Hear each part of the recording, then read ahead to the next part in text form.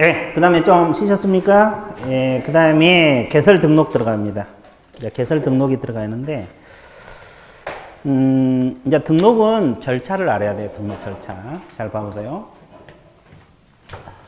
우리가 아까 개공이 되려면 뭘 해야 된다 그랬어요? 등록을 해야 된다 그랬죠? 예, 등록을 해야 돼요. 그럼 이제 어디 가서 등록하냐? 이건 이제 이런 거 공부할 건데, 여러분 같은 뭐 서북부에 있다가 사무소 낸다면 서북구청장, 동남구에 있다 사무소 낸다면 동남구청장, 아산에 있다 낸다면 아산시장, 시장구청장에게 등록하면 되거든요. 그럼 등록을 하면 이제 개공이 돼요. 그러면 이제 등록 절차를 알아야 돼, 몰라야 돼?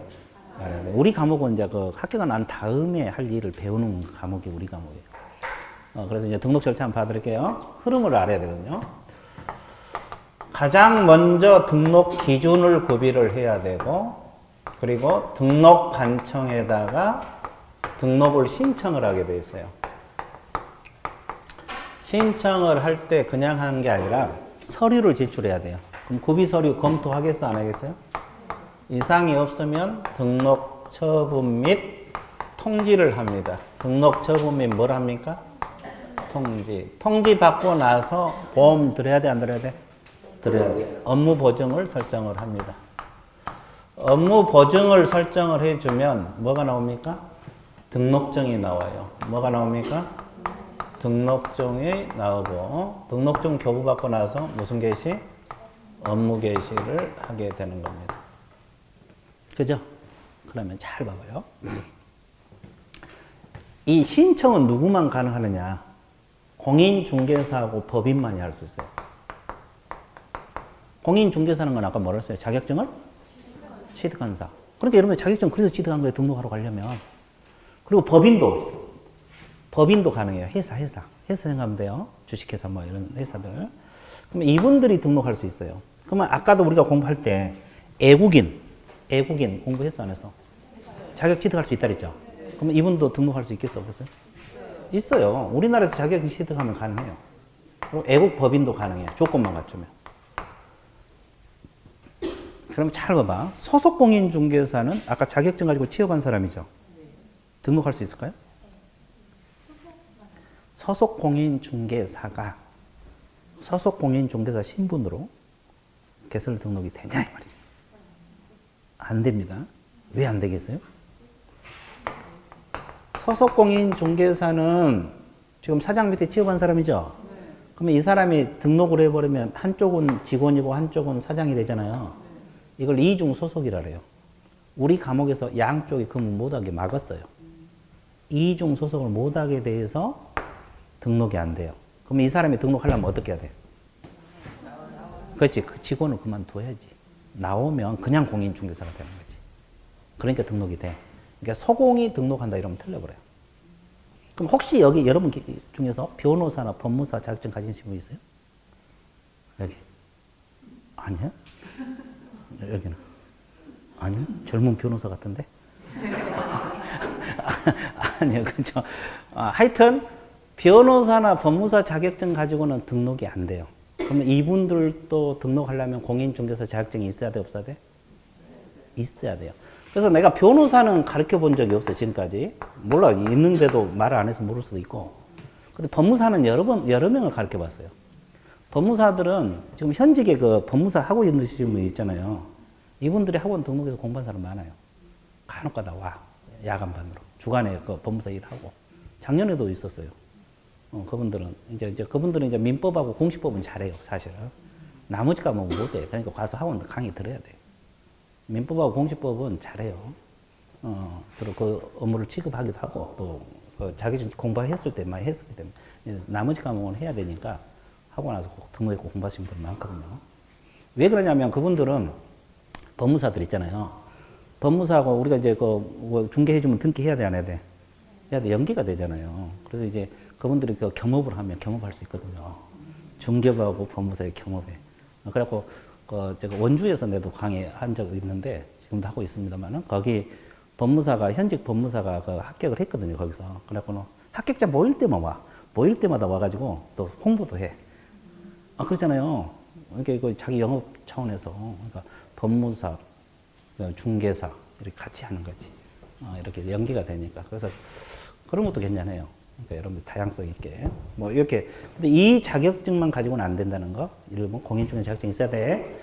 그 다음에 이제 등록 기준이 나와 있어요. 그럼 이제 우리가 등록하러 가려면은 뭘 공부했느냐. 이분이 갖춰야 할 등록 기준이 있고 법인이 갖춰야 할 등록 기준이 있죠. 공인중개사 갖춰야 할 등록 기준도 있고 법인이 갖춰야 할 등록 기준. 자, 이걸 공부하는 거예요. 일단 공인중개사가 등록하려면 자격증이 있어야 돼, 없어야 돼? 있어야 되고. 그 다음에 실무교육이란 말 들어보셨어요?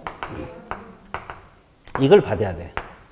그러면 실무교육이라는 것은 중개업 하기 전에 미리 받는 교육이거든요. 중개업 하기 전에 미리 받는 교육. 이걸 받아야만이 등록이 돼요. 안 받으면 등록을 안 해줘. 그죠? 그죠? 그럼 몇 시간 정도 받을 것 같아요? 대략. 한번 찍어봐. 여기 몇 시간 정도? 그냥 찍는 거예요. 4시간 정도 좋아요. 여기는. 3시간? 더 줄여서. 그렇지. 3시간 수업 받기도 힘드니까. 여기는. 며칠? 대략. 며칠?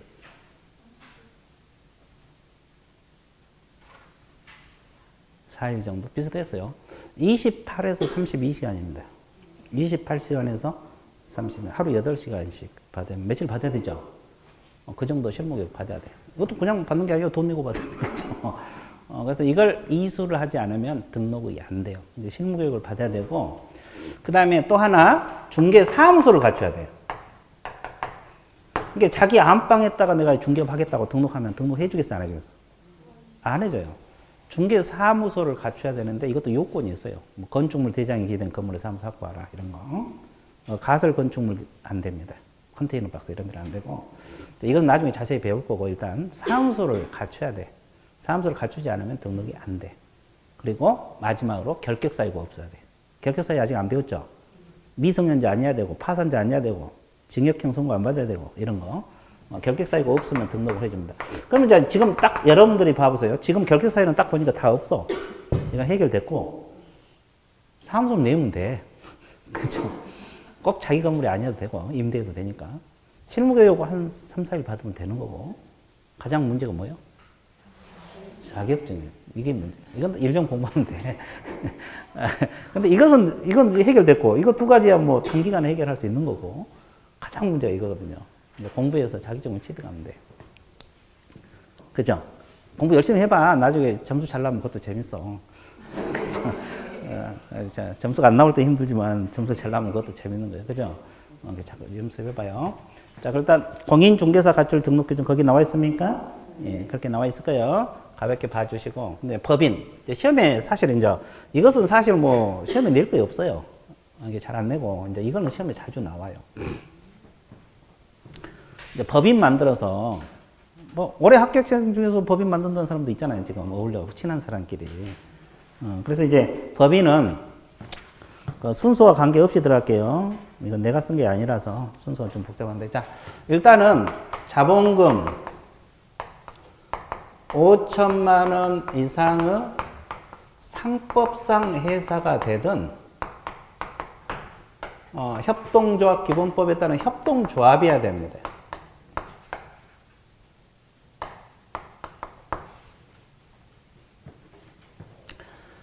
그러면 여기서 이제 상법상 회사 종류를 또 알아야 돼. 상법상 회사 종류. 아시는 분? 자, 상법상 회사 종류 아시는 분? 대봐요. 하나도 몰라? 하나만 대봐, 하나만. 에? 뭐라고요? 아닌데? 회사 종류 하나도 몰라? 그래, 주식회사 또. 예? 유한회사. 종류. 주식회사도 있고, 유한회사도 있고, 유한책임회사란 말 들어봤어요? 유한책임회사도 있고, 합자회사도 있고, 한명회사도 있어요. 이 종류가 5가지인데, 아무 회사나 설립해도 돼요. 우리나라에서 가장 발달된 것이 주식회사예요. 그냥 보통 주식회사 설립하잖아요. 아무 회사나 설립해도 돼요. 아무 회사나. 그래서 이제 이 5가지 중에서 아무거나. 근데 잘 보세요. 자본금 얼마 가지고 시작해야 돼? 5천만 원. 사실 그 중개회사가 아니고 그냥 주식회사 설립하려면 자본금 1,000만 원짜리 회사 만들 수 있어요. 근데 등록이 안 돼 그러면. 주식회사는 만들어 놨지만 등록이 안 된다고. 그러니까 자본금 얼마 가지고 시작해야 돼? 5천, 최소 5천 이상. 그리고 이제 회사 설립해. 그러니까 가장 급선무가 회사를 먼저 만드는 거예요. 그리고 이제 서북구청에 가서 등록을 하면 중개법인이 되는 거지. 그 법인으로서는 중개할 수 있다는 거죠. 그죠? 그리고 이제, 그러면 협동조합이어야 돼요. 근데 여기서 이제 주의할 것이 협동조합 중에서 사회적 협동조합이라는 게 있어요. 이건 제외됩니다. 왜 제외되는지 아세요? 사회적 협동조합은 비영리 목적이에요. 근데 이 중개업은 영리 목적이어야 되거든요. 그래서 이제 사회적 협동조합은 제외된다. 거기 나와 있나 모르겠네. 나와 있네. 그죠? 가로 안에 사회적 협동조합은 제외. 여기다 동그라미 주세요. 그러면 왜 사회적 협동조합이 제외되느냐? 그 이유는 비영리 목적이니까. 그러니까 그냥 협동조합만 되는 거예요. 영리 목적. 이것도 다 영리 회사거든요. 이거 다 영리 법인이거든요. 상법상 회사는 다 영리 법인들이에요. 그럼 민법상 비영리 법인도 있거든요. 이건 안 돼. 그럼 잡았어요? 그 다음에 두 번째 중개업하고 겸업을 영위할 목적으로 설립돼야 돼. 겸업은 6가지가 있어요. 나중에 기본서 나오면 배울 거예요. 중개업하고 겸업 6가지 목적으로 설립이 돼야 된다. 거기 그 동그라미 1번 첫째 줄 보면 중개 업무만 영위할 목적으로 이 지문 있어요? 네, 거기에 들어가네요. 그래서 중개업하고 겸업 6가지 목적으로 설립되었을 때만 등록이 됩니다. 이건 간단하게 봐줄게요. 이게 무슨 말이냐면 일로 빼가지고 우리 회사는 중개업은 하되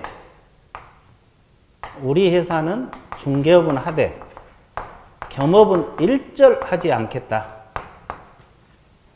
그러면 등록을 해줄까요? 안 해줄까요? 우리 회사는 중개업만 하되 나 겸업 안 하겠다. 6가지 할 수 있는 것도 있는데 안 하겠다. 그렇게 해서 이제 신청이 들어갔어요. 등록을 해주겠어요? 안 해주겠어요? 해줍니다. 그렇죠? 뭘 하고 있기 때문에? 중개업. 그죠? 그러면 우리 회사는 중개업도 하고 상담업을 같이 하겠다. 이 상담은 6가지 속에 들어가 있어요. 그러면 등록해줘, 안 해줘? 해줘요. 그죠? 그럼 우리 회사는 중개업은 하되 건설업을 같이 하겠다. 건설업은 6가지 속에 안 들어있어요. 6가지가 아니에요. 그럼 등록해주겠어, 안 하겠어? 이건 안 해줘요. 그러면 우리 회사는 중개업은 안 하고 상담업만 한번 해보겠다. 그럼 등록해주겠어, 안 하겠어? 이건 안 해줘. 그래서 무엇은 반드시 들어가야 돼? 중개업은. 겸업은 안 해도 관계없어요. 근데 이 중개업은 반드시 들어가야 돼. 개념 잡았어요? 그래서 이제, 그래야 중개회사지. 이게 회사 자체가 중개회사잖아요. 중개를 목적으로 하는 회사이기 때문에 중개업은 이거 중개업은 안 하고 상담은 겸업 6가지 속에 들어있긴 있잖아요. 이건 상담회사밖에 안 돼. 중개회사가 아니야. 그죠? 예, 이제 이거. 그래서 중개업하고 겸업 6가지 영위할 목적으로 설립돼야 된다는 거. 개념 잡았어요? 그 다음에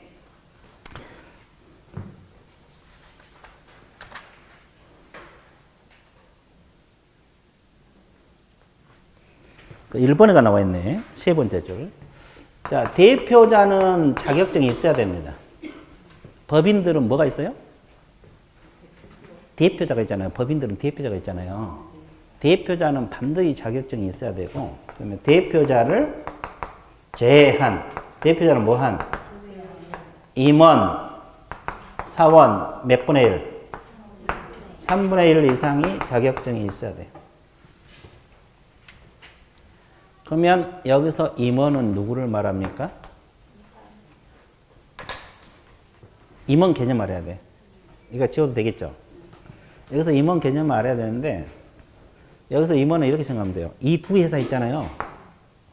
주식회사, 유한회사 있잖아요. 이사감사를 말해요. 이사감사 들어보셨어요? 대표이사, 전무이사, 상무이사 이런 거. 그리고 주식회사는 감사를 둬야 되거든요. 이게 임원진이고, 그다음에 여기서 사원은 누구를 말하겠어요? 이제 사원 개념을 잘 모르시는 분이 많아요. 네? 진짜로? 그러면 틀렸어. 다 그렇게 생각하죠. 여기서 사원이라는 이 두 회사 있어요. 합자 한명회사 있잖아요. 합자 회사 한명회사의 사원들을 말하는데 무한 책임 사원만을 말해요. 이게 무슨 말이냐면 이 합자 회사 같은 경우는 유한 책임 사원도 있고 무한 책임 사원 같이 구성되어 있어요. 같이 구성되어 있는데 여기는 다 무한 책임 사원만으로 구성되어 있어요. 그런데 이 중에서 이 사람만 여기서 사원이다. 유한 책임 사원은 사원이 아니고. 그럼 무한 책임 사원이 뭐예요? 말 그대로 무한적으로 회사에 책임질 사람. 그러니까 회사가 빚이 져서 개인, 회사 재산으로 다 빚을 못 갚으면 개인 재산까지 자기 돈까지 털어서 책임질 사람. 그러면 일반 직원으로 봐야 돼요? 이것도 경영자로 봐야 돼요? 경영자지. 우리가 직원들은 자기 월급 뭐 그 한도 내에서 책임지든지 말든지 하잖아요. 그러니까 이것은 무한 책임 사원. 그러니까 유한 책임 사원들은 책임 안 져요. 여기서 사원이란 말을 쓰지 않아요. 그러니까 여기서 우리가 보통 말한 사원 직원이라고 생각하면 안 돼요. 다시 정리할게요. 이거 이 초창기 때 강의 열심히 해놨다가 안 했더니 이제 나중에는 안 했거든요. 이 앞전에 10월달 모의고사 볼 때 다 틀리더라고. 다 잊어먹어. 몇 개월 안 해보면 또 다 잊어먹어버려. 임원이란 것은 주식회사, 유한회사, 이사, 감사. 뭔사, 뭔사? 이사, 감사. 경영진이잖아요. 그리고 사원이란 것은 합자 한명회사의 무슨 책임 사원만? 무한 책임 사원만이 여기서 사원이야. 무한 책임 사원만이 여기서 사원이다. 무한 책임 사원만이 여기서 사원이다. 개념 잡았어요? 네. 유한 책임 사원은 빠습니다. 그럼 몇 분의 1만 자격증 있으면 돼? 3분의 1. 그럼 결론적으로는 다 자격증 없어도 된다는 소리죠? 그럼 여러분 봐보세요. 나는 공부를 해도 안 돼. 그러면 법인 만들 때 자격증 없는 임원으로 가면 돼. 나 좀 끼워달라. 그렇죠. 그러면 잘 봐보세요. 그러면 여기서 보세요. 이거 한번 맞춰보세요. 이거 한번 맞춰봐요. 이게 뭘 것 같아요? 나는 수업 중에 동그라미를 자주 그래요. 뭐냐, 이렇게. 그럼 황당하죠. 칠판에 또 동그라미 그리고 뭐냐, 그러면 황당하죠. 뭘 것 같아요? 이거? 전혀 모르겠죠. 나중에 다 알게 될 거예요. 임원 10명이에요. 그렇죠. 자, 그러면 여기서 대표자는 자격증이 있어야 돼, 없어야 돼? 대표자 자격증 한 명 무조건 있어야 돼요. 그럼 빼고 몇 분의 1? 3분의 1. 그럼 지금 9명 남았잖아요. 거기서 또 몇 명? 3명. 3명이 3분의 1이잖아요. 그러면 자격증이 있어야 돼, 없어야 돼? 있어야 돼. 그러면 총 몇 명이 있어야 돼? 4명이 있어야 되는 거지. 그러면 6명은 자격증 없더라도 등록을 해준다, 안 해준다? 해준다는 소리야. 그러니까 6명은 공인중개사 자격증 없는 사람이라도 법인으로 등록이 된다는 거지. 개념 잡았어요? 그러니까 대표자는 무조건 자격증이 있어야 되고, 대표자를 빼고 3분의 1 이상 있어야 돼. 그러니까 최소한 9명 중에서 3명은 있어야지. 그러니까 총 4명의 자격증이 있으면 등록을 받을 수 있다는 거지. 그러면 도저히 안 되겠다. 그러면 자격증 없는 임원으로 가서 중개업을 할 수 있어요. 다만 차이가 뭔지 아세요? 이분들은 서공으로 봐요. 이분들요. 서공으로 보기 때문에 계약서를 쓸 수가 있어. 근데 임원이지만 이분들은 자격증이 있어, 없어? 계약서를 못 써. 보조 업무만 해야 돼. 아까 보조원들은 뭐 현장 안내 이런 것만 해야 된다고. 같은 임원이라도 이런 차이가 있어요. 개념 잡았어요? 예. 그러니까 자격증 없어도 일부는 자격증 없어도 등록이 가능하다는 거. 그 다음에 또 뭐가 있어야 되냐? 여기도 사무소 갖추라고 했죠? 똑같아요. 그리고 대표자를 포함해서 임원, 사원, 전원이, 임원, 사원, 전원이 무슨 교육? 무슨 교육? 무슨 교육? 무슨 교육? 실무 교육을 받아야 돼요. 그러면 여기서 실무 교육 몇 명이 받으라는 소리예요? 4명 받으라는 소리예요? 10명 다 받으라는 거예요? 10명 다. 자격증이 있든 없든 중개업을 하든 안 하든 임원으로 등록된 사람은 무조건 실무교육 받아야 돼. 그래서 가장 핵심이 전원이야. 전원 동그라미.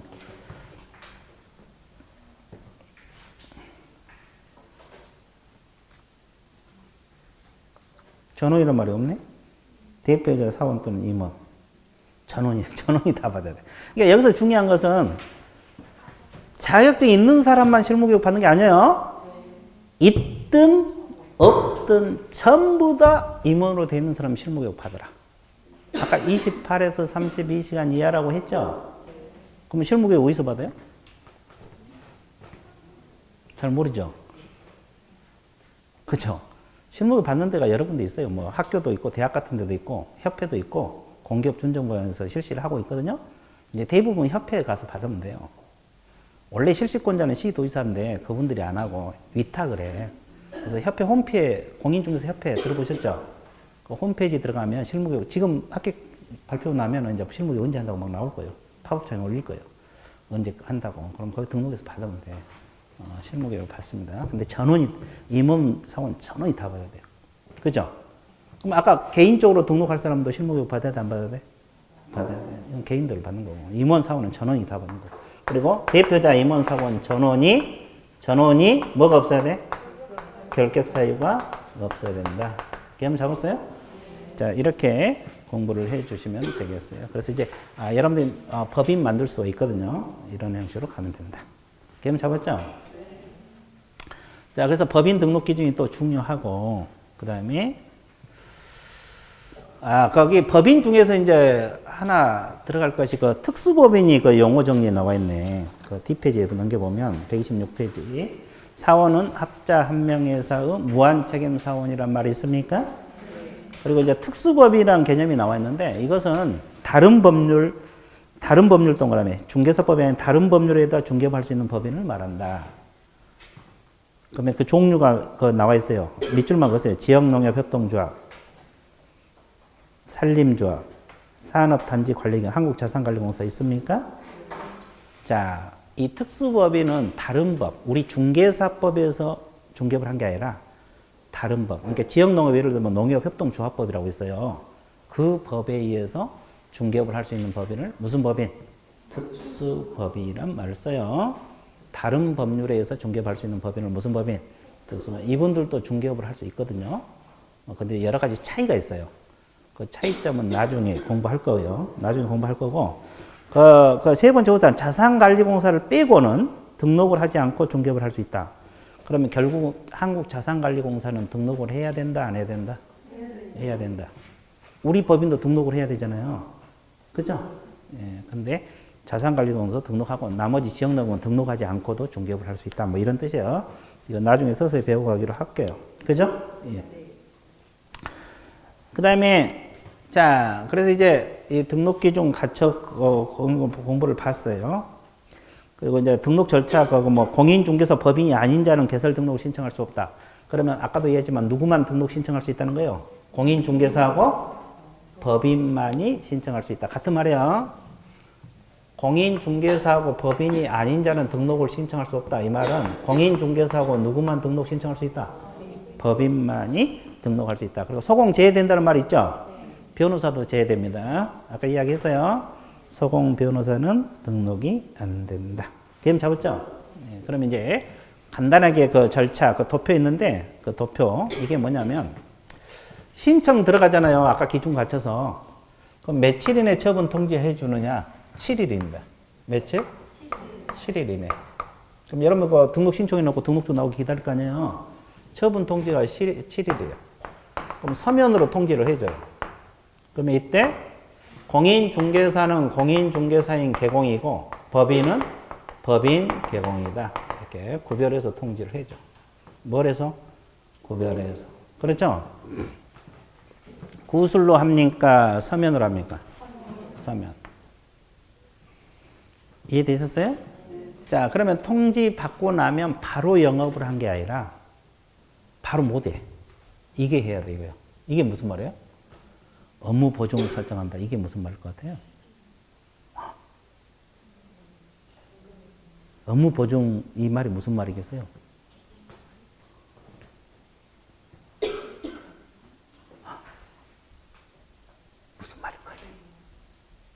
보험 들어 이 말이에요.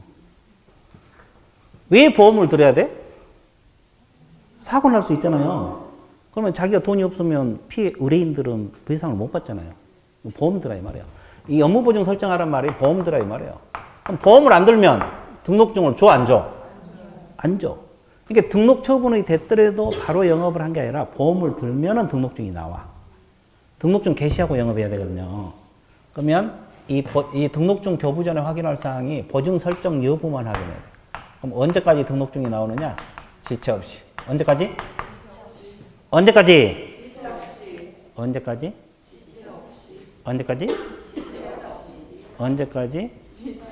지체 없이. 개념 잡았어요? 자, 그러면 이 등록증을 사무소에 게시를 해야 되고, 게시를 하고 영업해야 되거든요. 그죠? 그러면 게시하고 나서 바로 영업한 게 아니라, 또 여러분들 그 업무 게시하면 뭘 해요? 계약서 쓸 거 아니에요? 그럼 계약서 할 때 도장 있어, 없어? 인장이라래. 그럼 아무 인장을 쓴 게 아니라, 내가 이 인장을 쓰겠다고 관청에다가 등록한 인장만 쓰도록 돼 있어요. 그렇죠? 계약서에 막도장 쓴 게 아니라고 이걸 쓰겠다고 등록을 해야 돼. 그 인장만 쓰도록 돼 있어요. 그래서 이걸 인장 등록이라 해요. 무슨 등록? 인장 등록을 하고 업무를 계셔야 돼. 그렇죠? 이런 절차를 거쳐요. 그러면 여기서 이제 한 가지만 더 짚고 들어가 볼게요. 여기서 개공이 되는 시점 언제냐 봐보세요. 개업공인중개사. 개업공인중개사가 되는 시점을 알아야 돼. 여기가 개업공인중개사 되는 시점입니까? 처분 통지가 개공이 되는 시점입니까? 등록증 교부 받을 때가 개공이 되는 시점입니까? 확실해요?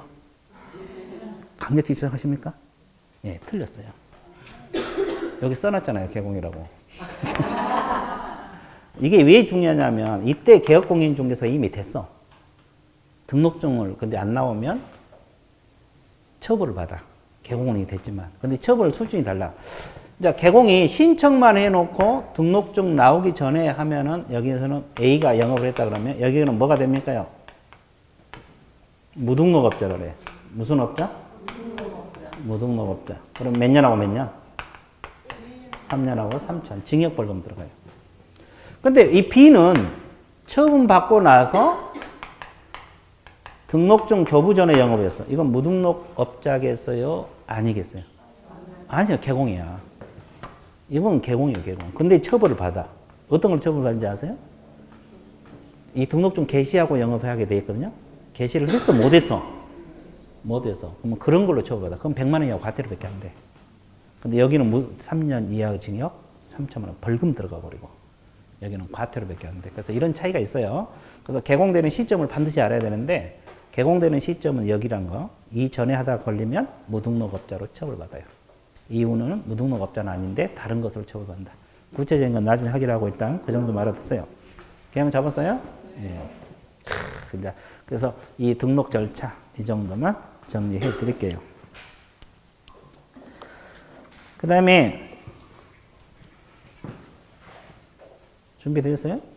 예, 이제 이런 절차를 거쳐서 영업을 하면 된다 이 말이에요. 그죠? 근데 이거 안 했네. 어디다 등록할 것인가? 어디로 등록하러 갈 것 같아요? 등록 관청이 어디 거예요? 사무소를 두고자 하는 거예요. 시장군수구청장입니다. 사무소를 두고자 하는 시장군수구청장이라고. 그럼 여러분들 그 주소가 서북구에가 있더라도 아산에다 사무소 낼 수 있어요? 없어요? 그럼 아산시장. 그렇죠? 아산시장한테 등록하러 가면 돼. 사무소를 두고자 하는 거. 그러면 주소는 여기가 있지만 서울 강남에다 사무소 낼 수 있어? 없어요? 그럼 누구에게? 강남구청장한테 가야 돼. 강남구청장한테 등록하러 가야 됩니다. 자, 그러면 여기서 또 하나 짚고 넘어갈 것이 이거 있어요. 이거 하나 짚고 이것도 기초 개념에서 알아야 할 건데 우리나라는 자치구도 있고 비자치구도 있거든요.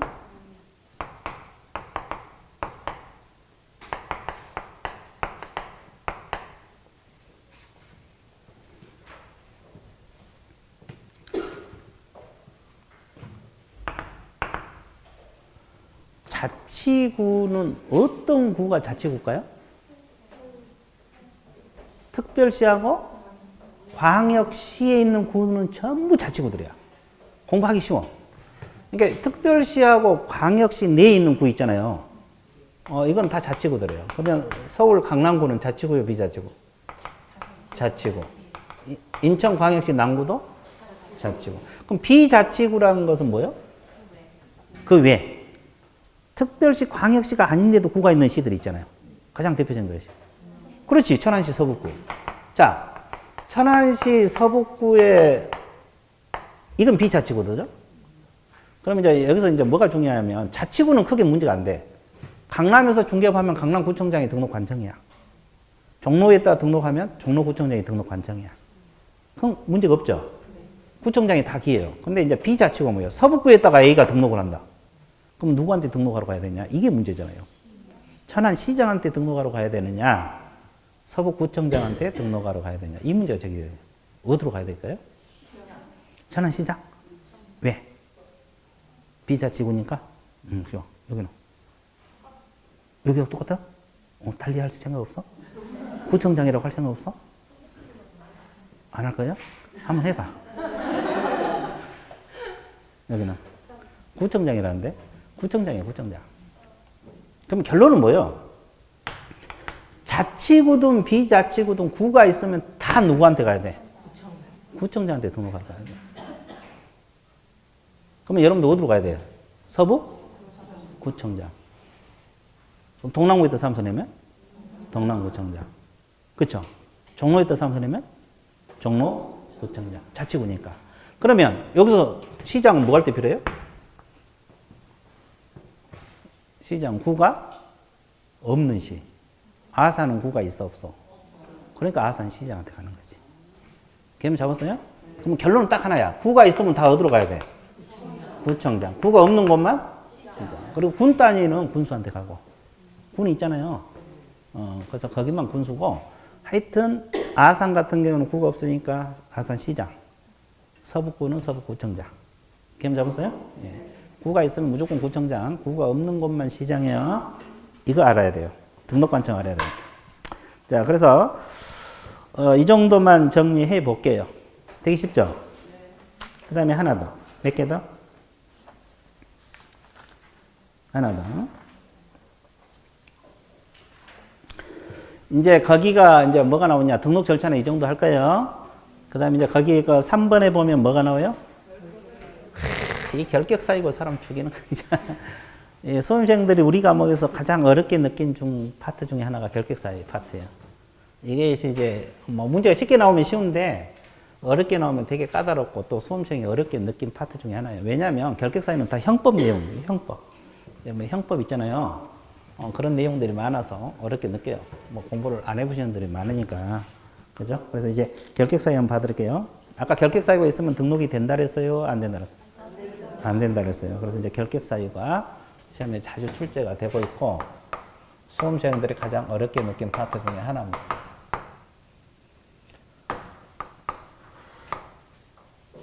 자, 결격 쌓인 내용 거기 뭐라고 나와 있어요? 제한 능력자 나와 있어요? 또 파산자로서 복권되지 않는 자. 파산자 나와 있어요? 자, 그 다음에 수용자 있습니까? 수용자란 뜻이 뭐예요? 형벌. 형벌을 선고받은 자. 받을 숫자입니다. 형벌을 선고받은 자. 이걸 줄여서 뭐라 그래? 수용자. 그 다음에, 자, 중개사법 위반을 해서 행정처분을 받은 자가 있어요. 행정처분을 받은 자 있죠? 이건 다 중개사법이에요. 그리고 법인의 사원 임원 중. 자, 사원 임원 중에서 결격 사유가 있으면 안 돼요. 결격 사유가 있는 법인. 그러죠. 자, 이거 이제 크게 이렇게 5가지로 압축을 했는데, 자, 하나씩 분석할게요. 이건 앞으로 계속 할 거예요. 1년 동안 계속 할 거니까, 이제 오늘은 그냥 들어봐. 가볍게. 자, 제한 능력자가 누굽니까? 미성년자. 또, 피한정 후견인. 또, 피성년 후견인. 피특정 후견이 올해 시험에 나왔잖아요. 거기는 안 들어갔죠. 결격사에. 이 세 가지가 여기서 결격사인데, 그러면 이제 개념 잡아드릴게요. 미성년자는 몇 세 미만이요? 19세 미만. 19세 미만. 그럼 미만이란 말은 19세가 들어가, 안 들어가? 안 들어가. 이게 18세 이하하고 19세 미만은 같은 말이에요. 그럼 적었죠? 이하는 들어가고 미만은 안 들어가. 그래서 이분들은 아까 자격 시험은 볼 수 있다고 했죠. 근데 중개업은 못 해. 그러면 그 성년 될 때까지 기다리는 수밖에 없어요. 그죠? 그래서 이분들은 결격사유. 그럼 피한정 후견이라는 뜻이 뭐예요? 민법 시간에 어제 배웠나? 그제? 뭐라고 배웠어요?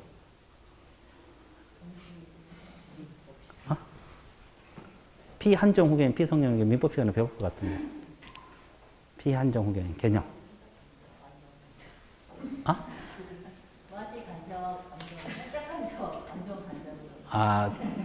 완전 간자하고 적게 간자. 그렇게 읽었어요? 비슷하네. 비슷한 거예요. 이게 제가 법 조문에 이렇게 나와요. 질병, 장애, 노령, 그 밖의 사유로 사무 처리 능력이 한정 후견은 부족이요, 결여요? 부족. 이게 조금 적게 간 사람. 그리고 이제 피성년은 질병, 장애, 노령, 그 밖의 사유로 사무 처리 능력이 지속적으로 결여. 그래서 이제 이건 적게 간 사람, 많이 간 사람 그렇게 표현했을 거예요. 그래서 민법 교수가. 그렇죠? 예, 그 말입니다. 자, 그래서 이건 부족, 피한정 후견은 부족이란 말을 쓰고, 여기는 결여, 많이 간 사람. 이게 이제 이건데, 그럼 이렇다 해서 피한정 후견이 된 게 아니에요. 가장 중요한 것이 뭔지 아세요? 둘 다? 법원으로부터 한정 후견 개시 심판. 성년 후견 무슨 심판? 개시 심판이 받아야만이 되는 거야. 이건 요건이고, 이건 내릴 수 있는 요건이고, 가장 중요한 게 이거야. 한정 후견 개시 심판, 성년 후견 개시 심판이라는 말을 써요. 한정 후견 개시 심판, 성년은 개시 심판. 이게 안 돼 버리면 아무리 결여가 되고 질병이 있더라도 피한정 후견이 아니야. 노령도 있잖아요. 노령. 노인들이 무조건 피한정 후견이 되는 거 아니잖아요. 그죠? 이게 떨어져야 돼, 법원에서. 그러니까 이게 가장 중요한 거예요. 법원은 판단이 가장 중요한다고.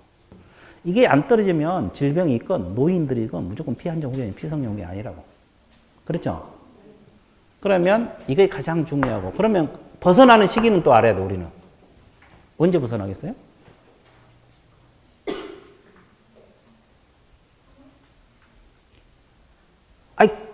피한정 후견이 영원히 갈 수는 없는 거고, 벗어날 수도 있잖아요. 질병 때문에 했으면 그거 났으면 또 벗어날 수 있잖아요. 법원으로부터 종료 심판이라는 말을 써요. 무슨 심판? 한정 후견 종료, 성년 후견 종료, 심판이 떨어져야만이 벗어납니다. 그럼 결격 사유는 언제부터 언제까지라는 소리예요? 개시 심판부터 종료 심판까지가 결격 사유라 이 말이에요. 그러면 이 기간 동안에 중개업을 해, 못 해? 못 한다. 시험은 볼 수 있어, 없어? 있어. 학교 가면 자격증 나와, 안 나와? 나와요. 아까 결격사유 다 시험 볼 수 있다 그랬잖아요. 자격지수 빼고. 시험 나와요. 그래서, 그 말이에요. 그러니까 여러분들이 알아둘 것이 개시 심판부터 종료 심판까지가 결격사유예요. 개시 심판부터 언제까지? 종료 심판까지. 개시 심판부터 언제까지? 종료 심판까지가 결격. 개념 잡았어요? 그럼 이게 진짜 10년이 될 수도 있고, 5년이 될 수도 있고, 3년이 될 수도 있고, 그러겠죠? 근데 여기 시험 볼 수 있어요? 혹시 여러분들이 뭐 한정 후견 개시 심판 받았더라도 걱정하고 공부하면 돼. 그런데 이분들이 시험 치면 점수 잘 나올 것 같아요? 안 나올 것 같아요? 안 나와? 어떻게 그렇게 장담하세요? 무아지경 상태에서 막 찍어버리면 다 맞아. 다 맞아버렸어. 이게 옛날에는 이게 한정치산자고 이게 금치산자잖아요. 그래서 옛날에 내가 가르치신 분 중에서 이걸 또 배우더니 쉬는 시간에 또 쫓아온 거야. 본인이 쫓아왔어. 그때는 이게 한정치산자, 금치산자 이 말인데 젊은 애인데 대학 한 20대 초반이었어요. 무사히 쉬는 애 쫓아온 거야. 내가 대학교 다닐 때 정신병을 앓은 적이 있는데 집안에서 가족들이 시시한대요. 그래서 내가 금치산자인지 아닌자를 모르겠다, 본인이. 어떻게 확인하느냐. 그 당시에는 이게 확인 방법이 호적등본이었거든요. 지금 호적등본 없어졌잖아요. 호적등본 가져오라고 하니까 다음 주에 또 그냥 뛰어왔네. 호적등본 뛰어왔어요. 공시가 되거든요, 거기가. 깨끗하더라고. 그래서 걱정 말고 공부해라. 근데 처음에는 뭐 질문이 들어오더라고. 이렇게 수업 시간에 막 강의를 하면 막 질문을 들어가. 그런 것도 했어. 근데 계속 하다 보니까 엉뚱한 질문을 해, 이제. 그러더니 그런 것이 있었나 봐. 근데 한두 달 갔더니 사라졌어. 학원에 안 나와. 어디 갔나 수업을 해봤더니 어디 산에 들어갔더니 어떤 애도 그러더니 사라졌어. 그러신 분도 있어요. 그래서 하여튼 합격하면 자격증 취득 안 되면 전혀 관계 없어요. 개념 잡았어요? 그러니까 이제 걱정 안 해도 되고. 그 다음에 이제 두 번째, 뭐요? 파산자. 파산자가 뭐요? 파산 선고를 받고 복권. 자, 그러면 어떤 사람이 파산 선고가 내려져요? 그죠? 빚을 많이 졌다고 된 게 아니고, 그죠? 빚을 많이 져서 돈을 갚을 능력이 있어, 없어? 없어요. 그럼 능력이 없어갖고 법원에다 파산 신청을 하겠죠? 파산 신청 할 거 아니에요? 그럼 파산 선고가 떨어져야지 돼요. 이것도 중요한 거 이거예요. 아까 개시심판이 중요하다 그랬죠? 아무리 빚이 많이 되고 돈 갚을 능력이 없더라도 법원에서 파산 선고가 떨어지지 않으면 파산자가 아니야. 빚쟁이지. 그냥 빚쟁이지, 말 그대로. 그죠? 그럼 파산자가 되려면 법원의 선고가 중요해요. 그럼 벗어나려면 어떻게 하겠습니까?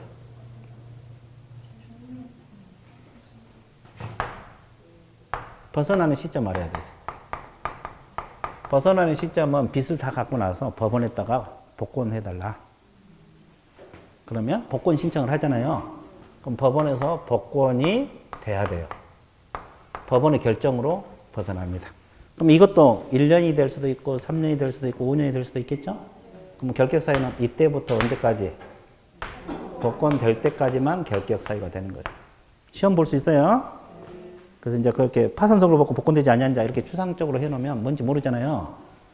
선고시부터 복권, 법원에 의해서 복권, 여기는 종료란 말을 쓰지 않고 권리를 복원해 준다 그래서 복권이란 말을 써요. 복권 결정이 떨어지면은 결격사유에서 벗어난다. 그럼 이것도 1년이 될 수도 있고 3년이 될 수도 있고 5년이 될 수도 있고 그러겠죠? 네, 그 말이에요. 이 기간 동안 중개업을 못 한다는 거지.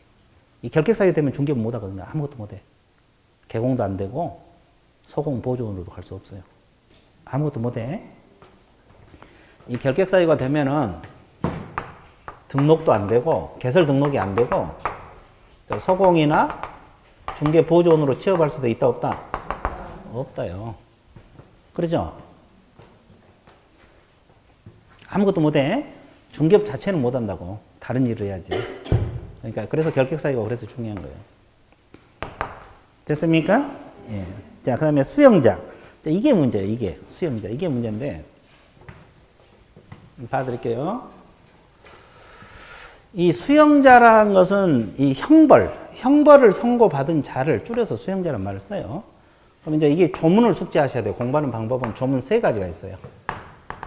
1번, 2번, 3번. 자, 1번 읽어보세요. 뭐라고 했어요?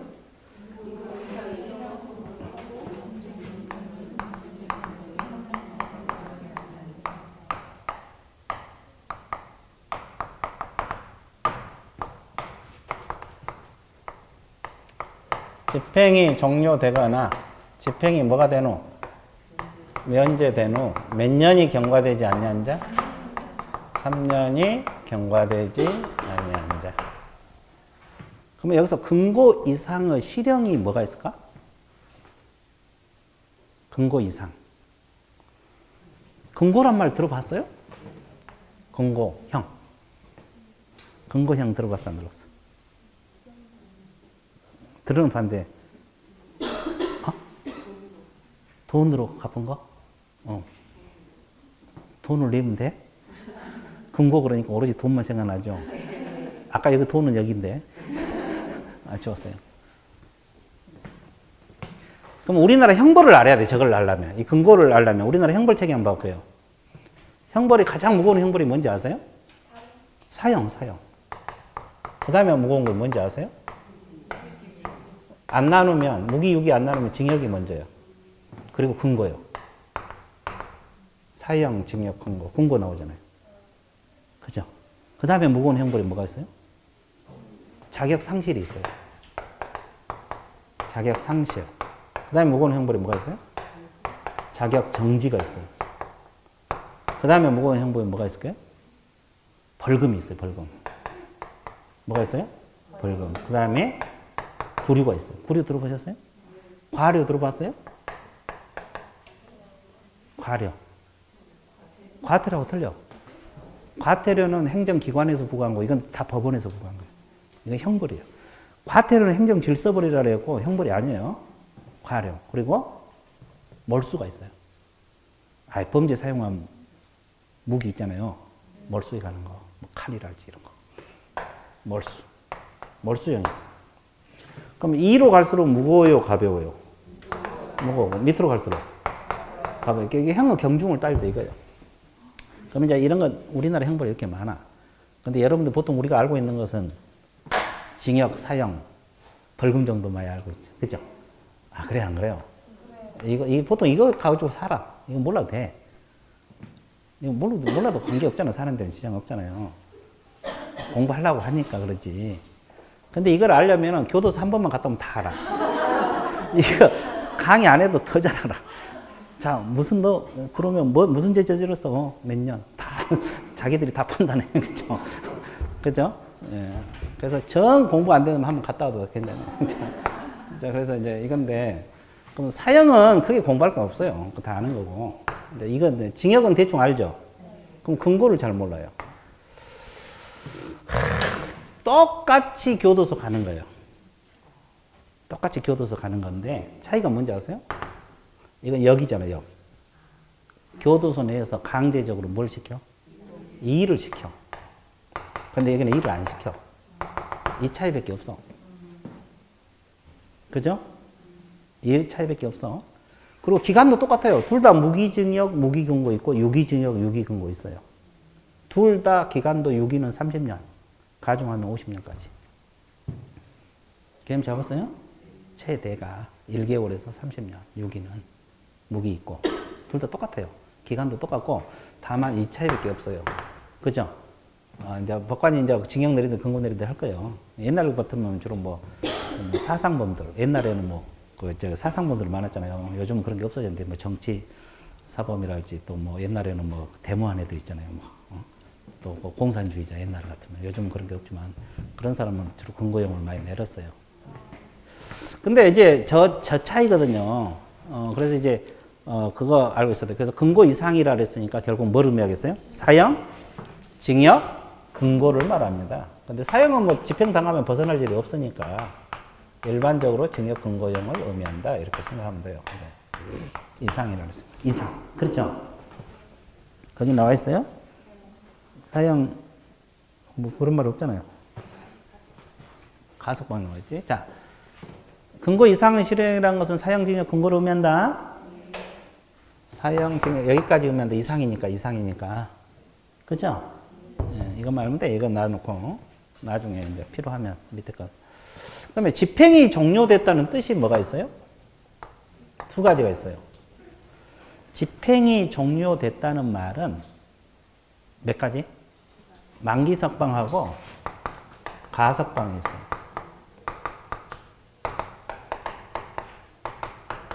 만기석방은 무슨 석방? 그럼 만기석방이라는 뜻이 뭐예요? 만기? 출소했다 이 말이죠. 그럼 만기 출소한 날로부터 몇 년간? 3년간 중개업하지 말란 소리죠. 이때부터 3년간 중개업하지 말란 소리예요. 그러면 징역 5년을 선고받았다 가정을 해봐. 5년 만기 출소했죠? 그러면 그때 석방된 날부터 몇 년간? 중개업 못하다. 하지 말라. 개념 잡았어요? 예. 크게 공부할 건 없어, 이것은. 근데 이제 뭐가 문제예요? 가석방이 문제예요. 가석방이란 뜻이 뭐예요? 어? 형기가 만료되기 전에 미리 내보내줘. 어떤 사람? 그렇죠. 수용생활 잘하고 재범 무리도 없고 선별해서 내보내주겠죠? 그럼 잘 봐봐요. 그럼 무기징역형을 선고받은 자도 가석방돼서 나올 수 있을까? 유기징역형을 선고받은 자도 가석방돼서 나올 수 있을까? 둘 다 가석방 대상이 될까요? 안 될까요? 무기징역 받은 사람. 안 되고. 여기는. 모르고. 좋아. 여기는. 되고? 되고. 무기도 돼? 가석방돼서 나올 수 있네. 여기는. 될 것 같아? 돼? 여기도? 안 돼? 될 것 같아? 뭐 다수결 원칙이 된다는 게 된다고 하죠. 아 진짜요. 강의하기 되게 편해. 모르면 뭐 물어봐. 다수결 원칙. 자, 그럼 무기형은 자 가석방 대상이 됩니다. 근데 가석방 무기 같은 건 종료 시점이 없잖아요. 근데 우리 법에서 종료된 날로부터 몇 년간 종료 못하게 돼 있어요. 그럼 무기는 종료 시점이 없잖아요. 그러니까 일률적으로 가석방일로부터 10년을 종료로 봐. 이해됐어요? 그러면 종료된 날로부터 또 몇 년? 그럼 13년 지나야 돼. 자, 그림으로 그려드리면 이거예요. 봐봐요. 그림으로 그리면 이걸 A라는 사람이 무기징역형을 받았어요. 그죠? 그렇죠? 네, 여기서 이제 무기징역을 받았다고 여기서 받았어요. 그러면 이제 종료 시점이 없잖아요. 그러니까 일률적으로 이때부터 10년을 집행 종료로 본다고. 그죠? 아, 가석방 된 날로부터 10년. 이 사람이 무기징역 받으면 가석방 시켜줬어요. 다시 그래야 되겠네. 아이, 그렇죠. A라는 사람이 여기서 무기징역을 받았거든요. 그러면 이제 무기징역 받은데 한 12년 정도 복역을 하니까 정부에서 내보내줬어요. 가석방 시켜줬다고. 몇 년 복역하니까? 12년. 교도소 사니까. 이건 무기징역은 10년 이상 살아야지 대상이 되거든요. 뭐 2년 살고 가석방 대상 안 돼요. 10년, 최소한은 10년 채워야 되는데, 그래서 내가 12년을 예를 든 거고, 그럼 가석방 나가라 그랬어요. 그러면 이때부터 몇 년을 종료로 봐? 10년을 종료로 봐요. 집행 종료로 보고, 그럼 이때부터 또 몇 년? 3년 지나야 돼. 그러면 결국 선고시부터는 얼마가 돼? 선고서부터 계산하면 25년이 되잖아요. 근데 어차피 여기서는 중개업 해 못 해? 못할 거 아니에요. 그럼 여기는 자유몸이잖아요. 가석방 되면 자유몸이거든요. 그러면 교도소 나올 때부터 몇 년간? 13년간 중개업을 하라 하지 말라? 하지 말라. 지나면 해도 된다 이 뜻이야. 근데 이 기간 동안에 자격증 없는 사람은 시험 봐서 자격은 취득할 수도 있어 없어? 있어요. 근데 중개업은 못 한다고 13년간. 교수 나올 때부터 13년간 못 해. 중개업 하기가 쉬워 어려워? 어려워. 무기징역 받은 사람은 중개업 하려면 13년 기다려야 돼. 교수 나온 대로. 그죠? 그 말이에요. 그러니까 이 종료 시점을 알아야 되고, 그 다음에 유기징역이 있잖아요. 유기는 언제 종료로 보냐? 자녀 형기가 경과됐을 때. 자녀 형기가 뭐가 됐을 때? 경과되는 것을 종료로 봐. 그러면 그때부터 또 몇 년? 3년. 그럼 이것도 그림을 그려드릴게요. 자, 보세요. A라는 사람이 징역 5년형을 선고받았다 가정을 해봐요. 몇 년 선고받았어요? 5년. 자, 5년 선고받았는데, 그죠? 5년 선고받았는데, 한 4년 정도 복역을 하니까 정부에서 내보내줬어요. 가석방 시켜줬어요. 그럼 이때부터 몇 년? 1년. 이때부터 또 몇 년? 3년. 그러면 교도소 나올 때부터 몇 년? 4년간 중개하지 말라. 그 말이에요. 그러니까 이 종료란 것은 두 가지가 있다는 거 말하면 돼. 만기 석방하고 무슨 석방? 가석방. 만기 석방하고 무슨 석방? 가석방. 개념 잡았어요? 그래서 이제 그거 알고 있으면 돼요. 자, 지금 여러분 교재는 이렇게 써놓으니까 너무 추상적이잖아요. 못 알아먹어. 그러니까 이 교재 봐고는 크게 알아먹기 어려워요. 이제 기본 교재 나오면 쉬울 거예요. 일단 그렇게 알고 있으면 돼요.